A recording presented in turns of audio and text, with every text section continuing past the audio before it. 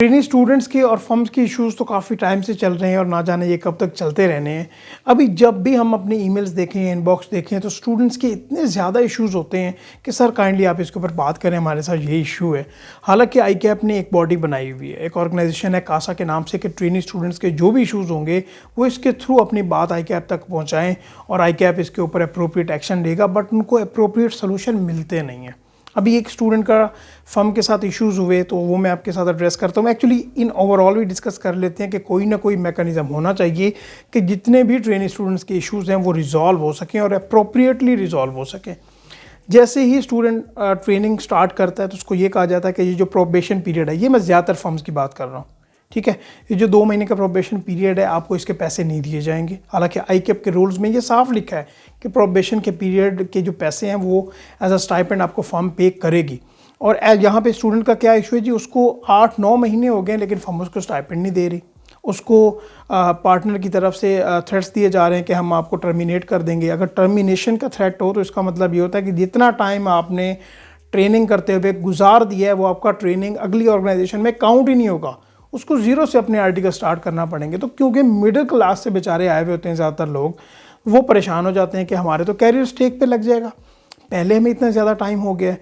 उसके अलावा जैसे आर्टिकल साथ साथ स्टार्ट हो रहे होते हैं, चल रहे होते हैं, वहाँ पे late sittings Saturday Sundays on करवाए जाते हैं और उसके अगेंस्ट आपको अप्रोप्रिएटली नहीं पे किया जाता। सॉरी, मैं यहाँ पे अप्रोप्रिएट का वर्ड मैंने यूज़ किया है, पे ही नहीं किया जाता ज़्यादातर, राइट। तो ये एक और ज़्यादती है। और जब ट्रेनिंग पीरियड कंप्लीट होता है और स्टूडेंट ने कंप्लीशन सर्टिफिकेट डिमांड करना होता है कि फर्म उसको विद इन अ वीक या कुछ टाइम में आपको आईकैप के रूल्स के मुताबिक वो ट्रेनिंग कंप्लीशन सर्टिफिकेट देगी, तो वहाँ पे फिर आपको थ्रेट किया जाता है और आपको प्रेशराइज़ किया जाता है कि आप इतने डेज़ यहाँ पे लगाएंगे फर्म में तो फिर आपको कंप्लीशन सर्टिफिकेट देंगे, अदरवाइज़ आप जितना भागना है आप भाग लें, आपको सर्टिफिकेट कोई इशू नहीं होगा।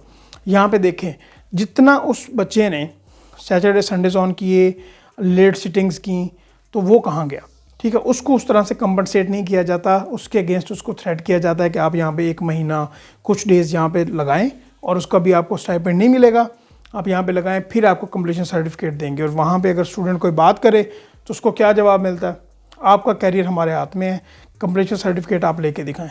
इस तरह की बातें हो रही थी। ड्यूरिंग ट्रेनिंग स्टूडेंट्स को इतने शो कॉज नोटिस इशू करते हैं और वो ऑफिशियल हों या अनऑफिशियल हों, सिर्फ पर्सनल अना की बुनियाद पे कि आपने मुझे इस तरह से बात की क्यों। उसके अलावा अगर फर्म्स के पास कुछ क्लाइंट्स होते हैं तो वहाँ पे भी एक फेवरेटिज़म दिखाई जाती है कि जो फेवरेट ट्रेनी स्टूडेंट्स होते हैं उनको अच्छे क्लाइंट्स पे भेज दिया, बाकी स्टूडेंट्स को नॉर्मल क्लाइंट्स पे भेज दिया। तो ये अक्रॉस द बोर्ड एक तरीका कार होना चाहिए। उसके अलावा रोटेशन की बात करें तो एक डिपार्टमेंट में अगर ट्रेनिंग चल रही है तो उसके दूसरे डिपार्टमेंट में ज़्यादातर फर्म्स में रोटेशन नहीं होती।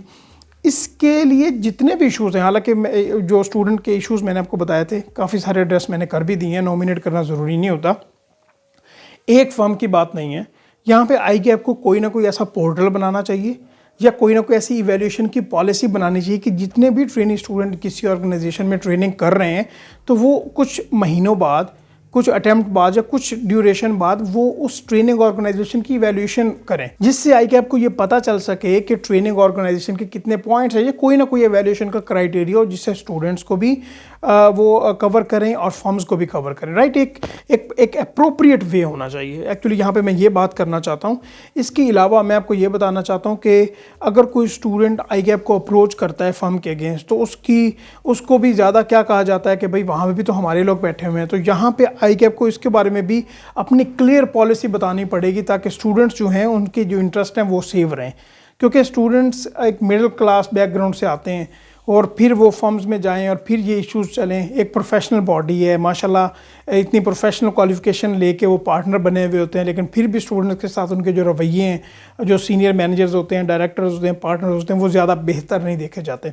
यहाँ पर मैं एक और बात आपको करता जाऊँ, ये जितने भी इशूज़ हैं ना आपको यहाँ पे फर्म्स में देखने को मिलेंगे। इंडस्ट्रीज़ में जो भी स्टूडेंट्स ट्रेनिंग अपनी करते हैं, मैंने आज तक कोई ऐसा बंदा नहीं देखा कि जिनके साथ कोई जो मैनेजर है या सीनियर मैनेजर है या डायरेक्टर है वो ज़्यादा पर्सनल हो रहा हो, कि फर्म्स में ही आपको इश्यूज़ नज़र आएंगे। आई डोंट नो कि फर्म में ये इश्यूज़ क्यों होते हैं। तो आई होप कि आप भी इसके ऊपर बात करेंगे कि जो आईकैप है इसके ऊपर कोई ना कोई ऐसा इवैल्यूएशन का तरीकाकार बनाए जिसके थ्रू फर्म की वैल्यूएशन भी हो सके और अप्रोप्रिएटली हो सके, और जो स्टूडेंट के इश्यूज़ हैं वो भी एड्रेस हो सकें। Thank you so much. इंशाल्लाह हम नेक्स्ट वीडियो में बात करते रहेंगे। अल्लाह हाफ़िज़।